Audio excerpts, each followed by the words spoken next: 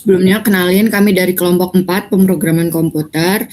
Terus kayak di sini kami bakalan jelasin pengembangan tugas besar UTS yang sebelumnya kelompok kami udah buat. Jadi kelompok kami itu udah buat tabungan mahasiswa industri yang dimana itu sebelumnya sudah memiliki konsep OOP. Jadi kami hanya menambahkan beberapa kelas baru. Sebelumnya kenalin, nama aku Fatihah Saja Madani dengan NIM H1E025034.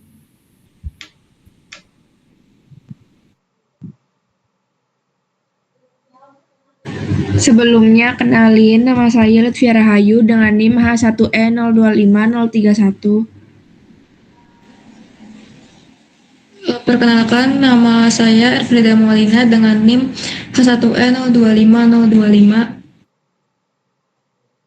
Sebelumnya, perkenalkan nama saya Vincentia Isabel Anggun Kirana dengan NIM H1E025033. Perkenalkan, nama saya Muhammad Farel Agus dengan NIM H1E025047.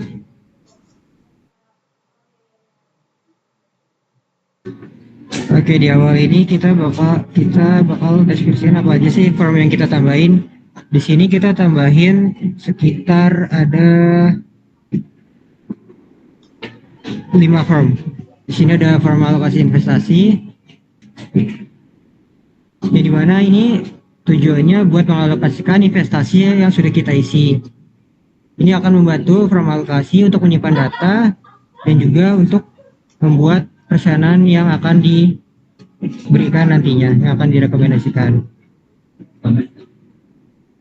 Di sini ada publikasi properti, saham persen, aset integer karena merupakan bilangan bulat, dan juga lainnya juga merupakan bilangan bulat. Maka dari itu diberi integer. Terus ini adalah select cash profile untuk cash konservatif. Kita akan memberikan persenan saham itu 10, obligasi 30, reksadana 20, emas 20, kripto 0, dan juga tunai 20. Dan ini merupakan cash lainnya. Ini merupakan public function dari instrumennya. Ini akan dijadikan persen. Dan ini akan hitung nominal. Dan ada kelas selanjutnya. Ini ada kelas application events, yang dimana ini tujuannya buat nyambungin seluruh data di aplikasi ini biar terintegrasi datanya. Terus ini ada kelas data aplikasi, yang dimana ini data aplikasi awal saldo tabungan sebanyak 0 berbentuk desimal. Terus ini public share, nanti simpan datanya, jadi itu simpan di semua form nantinya.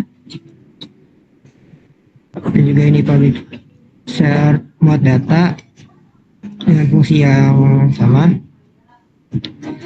Dan kelas selanjutnya itu ada kelas tabungan, yang dimana ini adalah kelas untuk menyimpan tabungan saldo nantinya.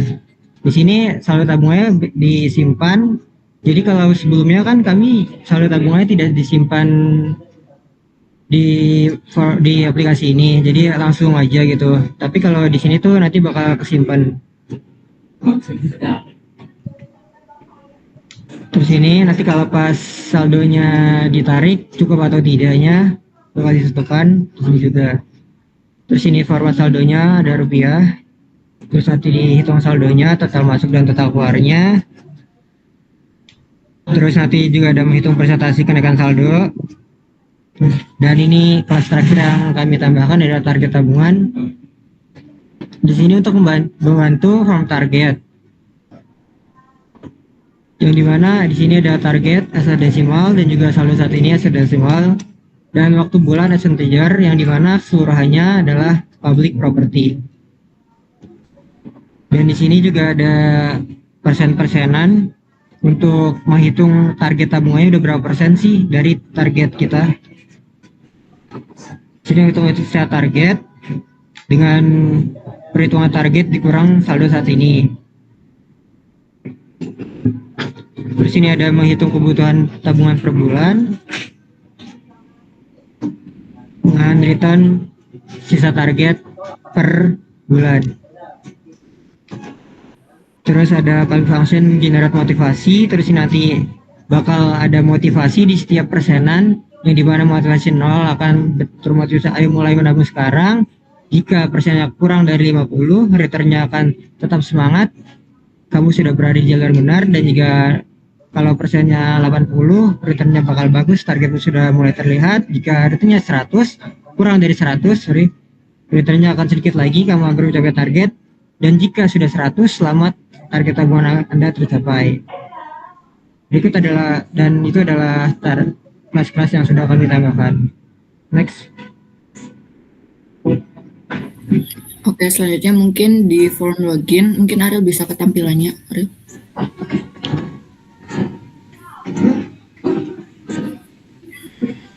Jadi form login ini tuh kayak tampilan awal yang bakal muncul saat aplikasi itu pertama kali dijalanin. Nah, di halaman ini user tuh bakal diminta buat masukin username sama password biar bisa ngakses sistem. Nah, terus di form login ini tuh juga ada fitur namanya show password yang fungsinya itu buat nampilin atau nyembunyiin kata sandi yang dimasukin sama user. Nah, ada juga kotak centang yang isinya tuh I'm not a robot sebagai bentuk validasi sederhana sebelum proses loginnya tuh dilakuin. Nah, di bagian bawah form itu ada tombol login yang fungsinya itu buat memproses data masuk user. Nah, kalau misal username, password, sama captcha-nya udah sesuai, maka usernya tuh bakal diarahin ke halaman dashboard. Nah, di bawah kanan juga ada menu privasi policy sama term condition yang fungsinya itu buat nampilin informasi kebijakan privasi sama syarat penggunaan aplikasi. Jadi kayak secara umum form login itu fungsinya kayak buat sistem keamanan awal, biar cuma pengguna yang punya akun sama data login yang benar yang bisa masuk ke dalam aplikasi. Mungkin bisa next.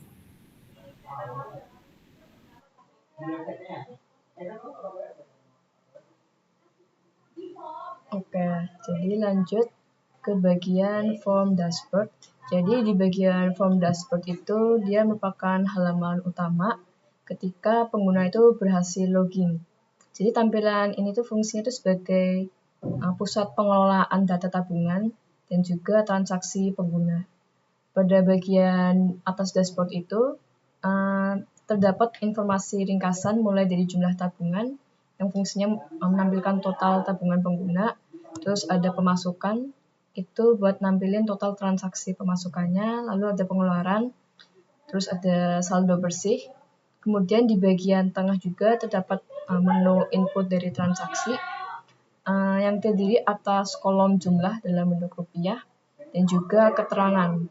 Kemudian pengguna juga bisa mengisi nominal transaksi dan deskripsinya juga, kemudian bisa memilih tombol tambah yang fungsinya untuk menambahkan dana ke tabungan. Kemudian ada tombol tarik yang fungsinya itu untuk mencatat pengambilan dana dari tabungan. Kemudian pada bagian bawah itu nanti terdapat fitur filter data. Itu ada filter kategori buat nyaring data berdasarkan jenis transaksinya.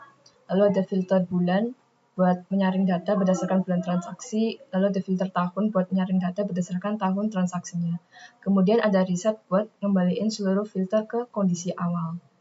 Terus selain itu juga terdapat tabel transaksi yang fungsinya itu buat nampilin data dengan kolom tanggal, terus kategori, keterangan, jumlah, bulan, dan juga tahun. Jadi tabel ini tuh fungsinya untuk mempermudah pengguna buat melihat riwayat transaksi yang telah dilakukan.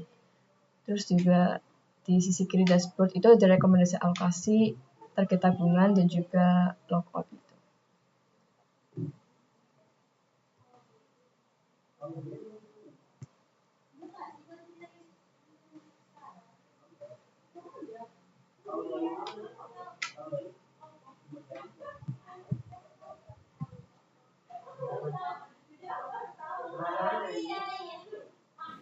Oke, di tampilan ini itu ada form rekomendasi alokasi tabungan yang berfungsi buat membantu pengguna menentukan pembagian dana tabungan berdasarkan kondisi dan tujuan keuangan yang dipilih. Pada bagian kiri terdapat input data yang terdiri dari total tabungan itu berfungsi untuk memasukkan jumlah dana yang dimiliki, profil risiko untuk menentukan tingkat risiko investasi pengguna, tujuan keuangan untuk memilih tujuan utama penggunaan dana, jangka waktu untuk menentukan periode investasi atau penyimpanan dana, metode alokasi untuk memilih cara pembagian dana, baik secara otomatis maupun manual. Setelah seluruh data diisi, pengguna dapat menekan tombol hitung untuk menghasilkan rekomendasi alokasi dana. Jika ingin menghapus data yang telah dimasukkan, pengguna dapat menggunakan tombol reset.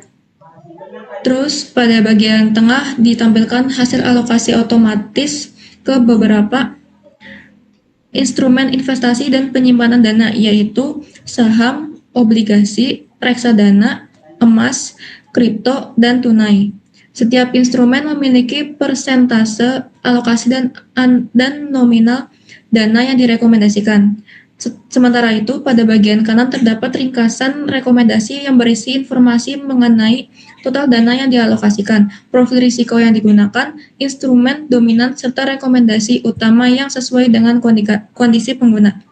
Selain itu, tersedia tombol simpan alokasi yang dapat digunakan untuk menyimpan hasil rekomendasi yang telah diperoleh.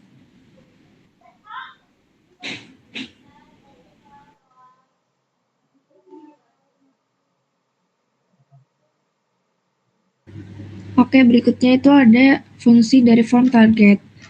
Form target itu berfungsi sebagai halaman pada aplikasi yang digunakan untuk memasukkan dan menampilkan target bulanan ataupun tabungan pada pengguna.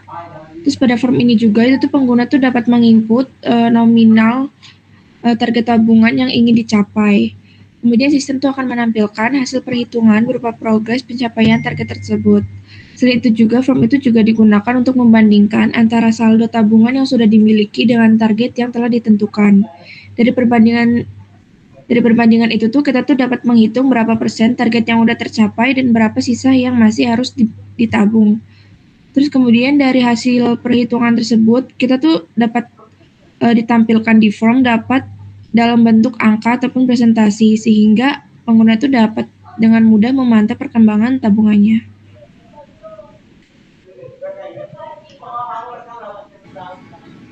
Ya, mungkin kita bakal coba running dulu buat ngecek program jalan atau nggak sih.